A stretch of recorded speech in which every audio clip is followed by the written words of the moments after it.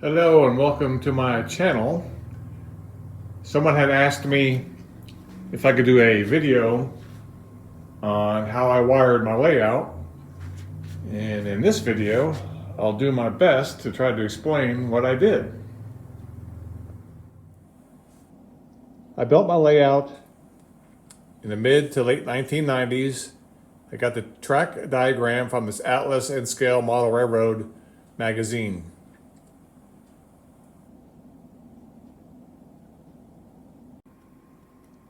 I pretty much followed the magazine diagrams verbatim, except for I made some modifications in the yard.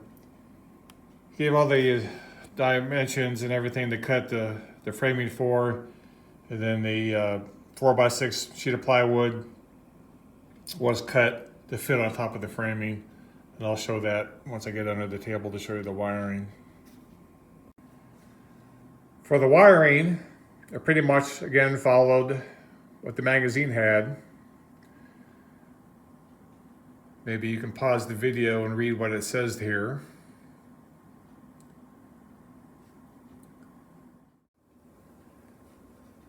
Since this was built in the 90s, this is a DC layout. I don't think DCC was around back then. But for the control panel, I have a track diagram. I use the standard Atlas switch controllers for the snap switches, and the selector switches or selector controls for the block sections. Since there is a reverse loop in this layout, this section here causes it to have the reverse loop. I have this reverse loop controller. I have one set or 4 lights of the Woodland Scenic light set. This is the on-off switch for that. And I have 2 power packs. Each controls 2 trains. One power pack is for the lower level and one is for the upper level. For the lower level power pack on the left, cab A, the left control knob, controls the outside track on the lower level, represented in yellow. Cab B is the inside track and the freight yard of the lower level, shown here in red. Upper level, cab A,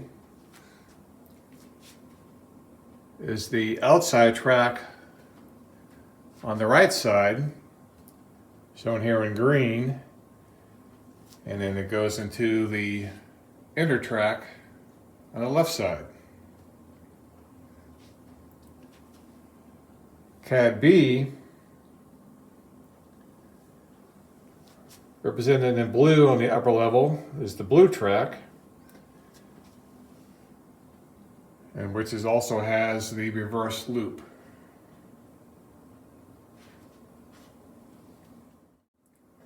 For the lower level power pack, the direction of the train is controlled by the direction switch on the controller itself.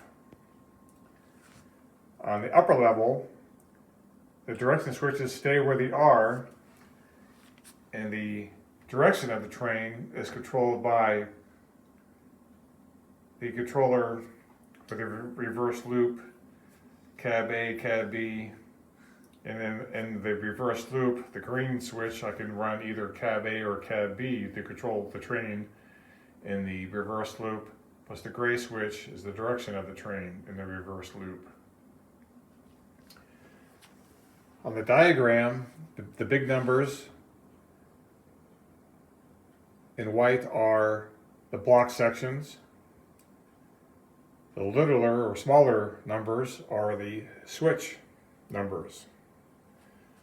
So for instance, on cab or track A, block 2 would be controlled by the switch here. And you can tell on the diagram where the black line is, that's the block section, that's block 2. block 8, on and around, block 6, and block 4. You can control the train from either cab. And the down position is cab B, up position is cab A.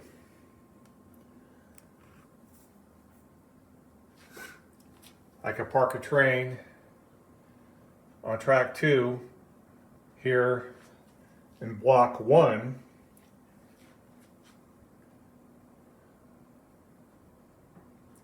and I can pull a train out of the freight yard onto the same track.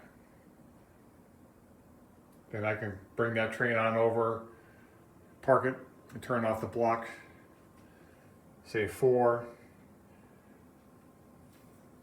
Then the train that was on block 1, turn that back on, I can back that into the freight yard.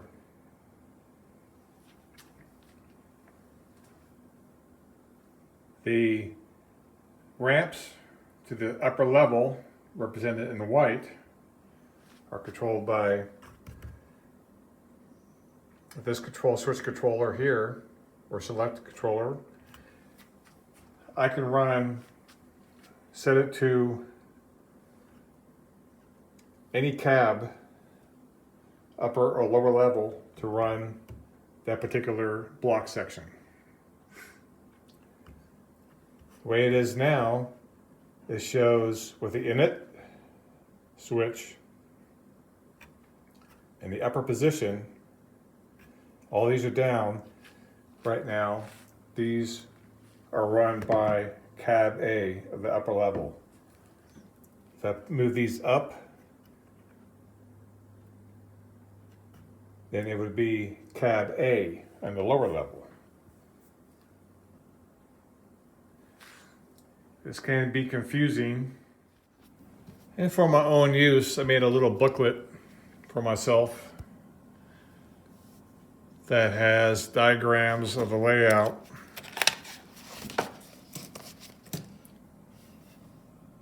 And the direction the train goes on that particular track, and what switch or what cab runs that train on that track, and what switch position that switch has to be in. I did this for the upper level, second level, the reverse loop. You know, someone hopefully can come in, open this book, and know what to do as far as the switch goes and run the trains. But since I've been running in again, I don't reference this as much as I did. I can remember pretty much now what switch does what, or what position they need to be in. So I think that's pretty much it for the control panel. For under the table wiring, I used yellow wire for the block sections, the red, green, and black wires for the switch controls. But it's pretty straightforward. The red wires or the yellow wires go to the block sections. Those are the holes I cut in, I mentioned earlier, to gain access to the lower level under the top mountain. All the wires, I was able to reach the second level, upper level pretty easily.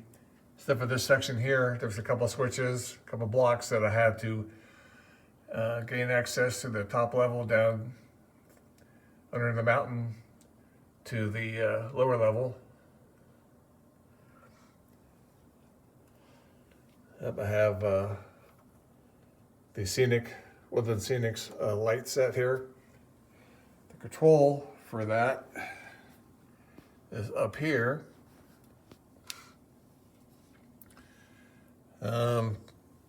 Pretty straightforward.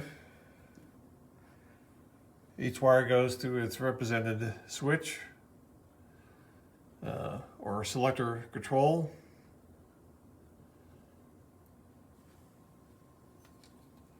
So you get a little bit better light.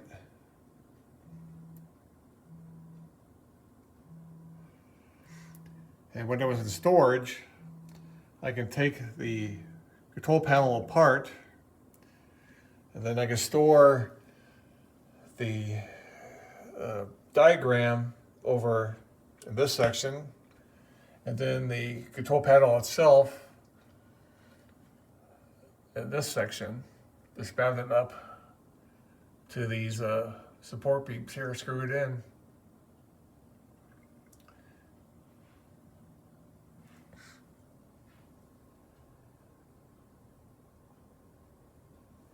And then I can tie up the wires underneath as I mount the panel. Up here, I could tuck away, actually the panel goes on this side, I believe. And then the diagram over here.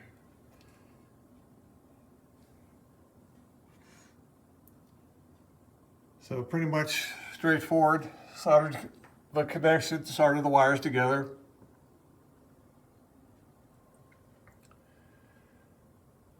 And then on the track itself, I did solder joints. I think most places. Then you can see the this section here. That's the river.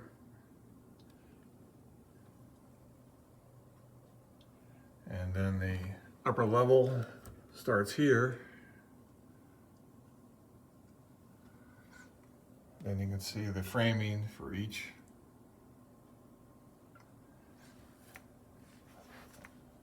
So that would be the second level there, lower level here.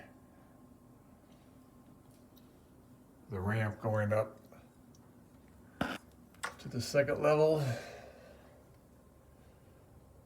So pretty much it. Here's a side view of the access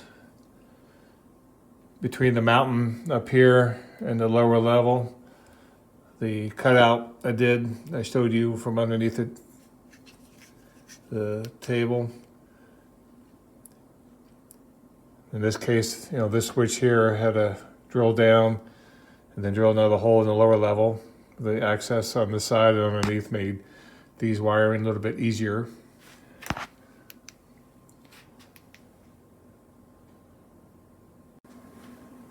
I hope this answered questions or gave you a better idea of how I wired my layout. By no means I am an expert, and I don't think I mentioned before, but this was in storage for 17 plus years or so. And that booklet I did refreshed my memory on how to run the trains, but I can do 4 trains at the same time. Each controlled by their own blocks, each controlled by their own cab. Only issue I may have up here is watching so the trains don't crash at the crossovers here, which it has happened. Get busy looking at the trains or trying to figure out what to do next, and lose the train for an instant up on the second level, and boom, they can collide. But it keeps me on my toes. And I don't think I pointed these out before. These are people, or the last editions I did. Some more track workers. I think I might add more people. And then on the back level, or back side here, and on this side and on the other side, I'm thinking maybe add another 8-10 inches or so, or at least a backdrop of a mountain range, or a sky at least. That way when I film cab view, it won't have all this other stuff in the video. But again, hope this helped the person who asked, and thanks for watching.